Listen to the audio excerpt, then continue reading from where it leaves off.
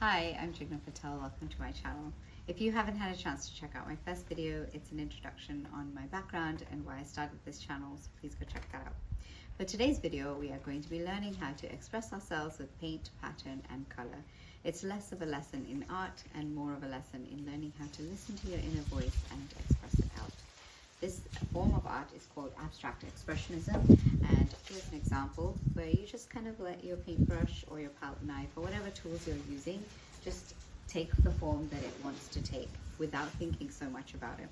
We'll get into the technique later, but first we need to discuss a few basic supplies that we're going to need. If you have the supplies on hand, feel free to paint along with me, and if you don't, you can always come back and watch this video and paint along with me then. It's a very freeing practice once you get the hang of it, and I hope that you'll come and practice with me. Okay, so we'll just need a few basic supplies. One is paper. Any paper will do, but a watercoloring pad would be best because it will hold the paint really well. You can get these anywhere, Walmart, Hobby Lobby, Michaels. And the paper is quite thick. This is one I painted on earlier, so you can see it's quite thick. So it holds paint really well. You'll need some paints, and they can be very basic, like the folk art or deco art ones from Walmart or Hobby Lobby. They can be the Master's Touch from Michaels, or they can be like studio acrylics, which are academic level acrylics. They can be Artist Loft, from I think that's Michaels as well. So any supplies are fine, any paints are fine. I would stay away from the really expensive brands because, you can use expensive brands, that's fine, but they have fluid acrylics. I would stay away from those. They're a little bit lighter unless that's a kind of texture you want. Later videos will actually go into technique if that's something you're interested in. Today we are just playing, so you don't need anything fancy, just a few paints. You can use some palette knives. There are plastic ones available. There are metal ones available. Doesn't need to be anything fancy. You can use a ruler. You can use a sponge. Plain old kitchen sponge was fine too. And if you would like brushes of any sizes, that's fine.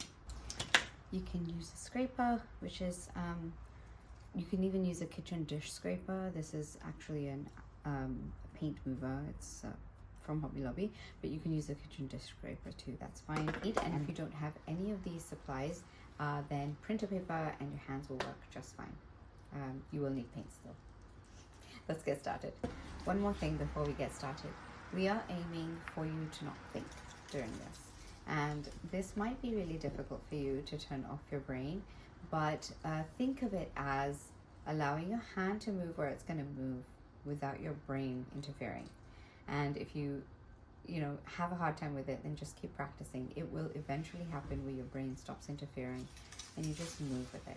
Remember, these paintings do not need to be shown to a single soul. Nobody needs to know they exist. They are literally just for you to be able to get out and a little bit of an expression and play. Have fun with it. Okay, so here we are. We're going to just start with whichever color you are most drawn to. I'm going to be using neons today. Sorry, I was painting earlier with blue. And yeah, so we're just going to not think about this at all. Just pick up a color, whichever one intuitively you are drawn to, and start placing a few blobs anywhere on your paper. They can be big, small, doesn't matter. Now you can stick to this one color at a time, or you can put multiple colors on your paper before we start. So I'm going to be using multiple. I like when they blend together, so I'm using orange, pink, and green.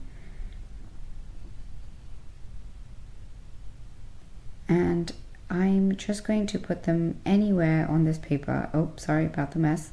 Some of these are running out, but we're here to make messes. So I'm going to start with my larger scraper. That's what it looks like. Sorry, I use it for paints too. So, and you can always use a smaller scraper or a kitchen scraper. Just remember not to think about this too much. You're just going to move your scraper or your whatever tool you're using in whichever manner you are moved to move it. Okay, so however you intuitively want to move your hand, you just go with it. And if you do something you like I like this curvature, then I'm going to repeat it on the other side of the painting, and that's just to give it a little bit more cohesiveness, and you don't have to do that at all. And as you can see, there's a little scrape line on it because I think some of the paint from my previous projects have created a little raised edge on my scraper, and I kind of like that look. So you see how it all blended together and everything. So that's what you're going for. You're just going with your intuition, and it's going to come up with some really fun things. Now I have a lot of extra paint on this scraper, so I'm just going to take it with my smaller one to give it a little bit of a different thickness. And then, you know, actually I'm kind of done with the scraping, so I'm just going to pick up a sponge, and any sponge will do. I'm going to dab into these colors and just dab it on the paper, and that also gives you a very cool texture. It's you know, kind of unique, and I like that. So I'm going to now go happy with it because I like the way that looks. And some of these paints are a little bit thicker. They are medium to heavy body. So if you pick medium body or heavy body acrylics, the academic level acrylics will be pretty medium body unless it says fluid acrylics. And they are pretty cool because these textures will end up remaining as they are once the paint is dry. So it'll be nice and raised. So I'm just picking up my color here and just choosing wherever I want it to go and wherever I want more of that texture.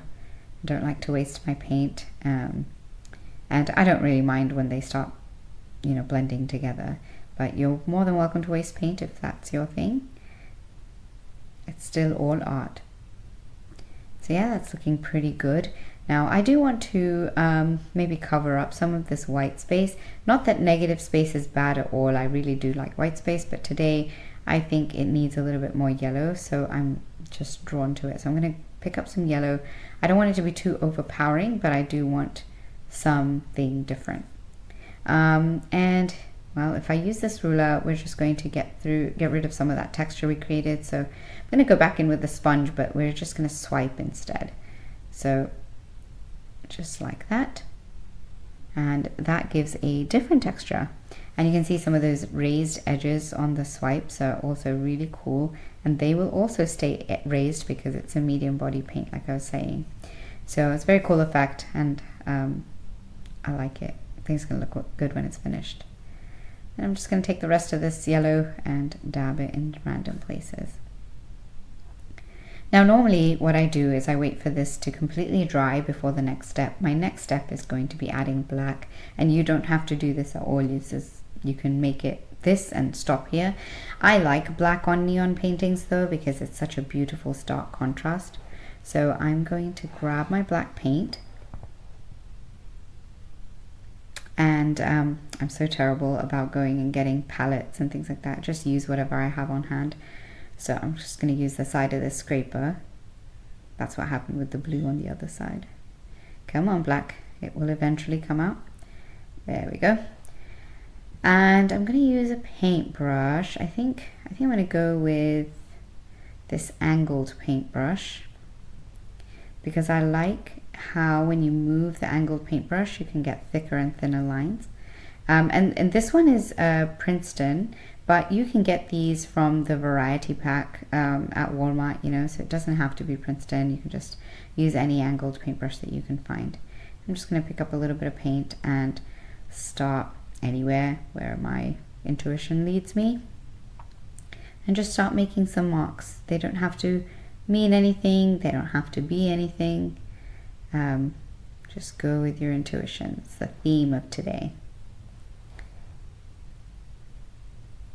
And I'm so impatient, so some of these are going to blend in because they're not fully dry, but the parts that are dry you'll see are very black, like these areas, and then the parts that aren't, well, it will just blend in with some of the colors, and I'm okay with that.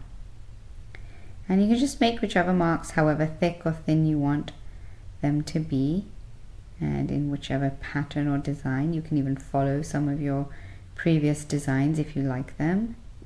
And one cool thing about angled brushes is the really cool circles you can make with it. So this part is not dry, so there you go. See, you can see how the colors are blending in with the black, and actually kind of like that. So I'm going to leave that look and maybe put a circle here to balance out the other one. And there's that brush stroke that is so sought after in abstract art.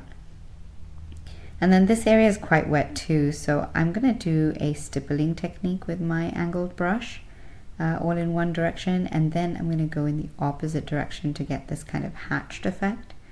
I kind of like that look.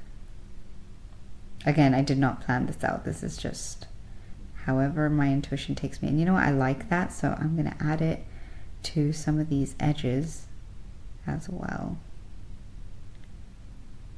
Okay, well, that looks good. And so while that is drying, we are going to do a different step. So this is one I made earlier. I've always wanted to say that. I'm going to add this thick body or heavy body acrylic iridescent bright gold to it. And you can see some of those raised edges. Those are now dry. This was painted yesterday. And so as I scrape my palette knife over it, it's just going to pick up that gold wherever it's raised. And then there are parts where I want it on the main part of the painting, so I'll just flatten my palette knife and paint in those areas too. And I'm just going to speed up the video so you can watch this very satisfying coloring.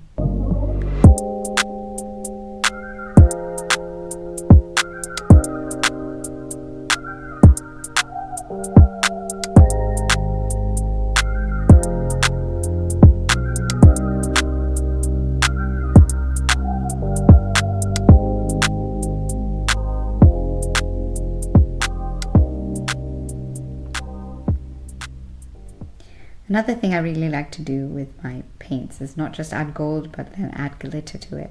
So I use the Stickles brand. It's one of my favorite glitter glues. It's so vibrant and there's so much glitter in it, so it doesn't just look like a blob of glue with a little bit of specks in it. It's really beautiful. And I'm just following some of the lines that were made by my paintbrush yesterday, the raised edges, and I'm just gonna add a little bling to it. This is by no means a necessary step. You can stop where we stopped with the neon painting. You don't even have to do this, but I like to add embellishments on the top of my dried paintings just as a little extra pizzazz. But up to you. You do whatever you feel best with.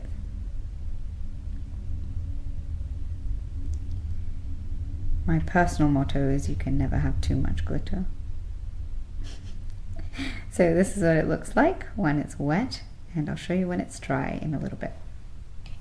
All right, so this is what this one looks like when it's finished with all the glitter and everything.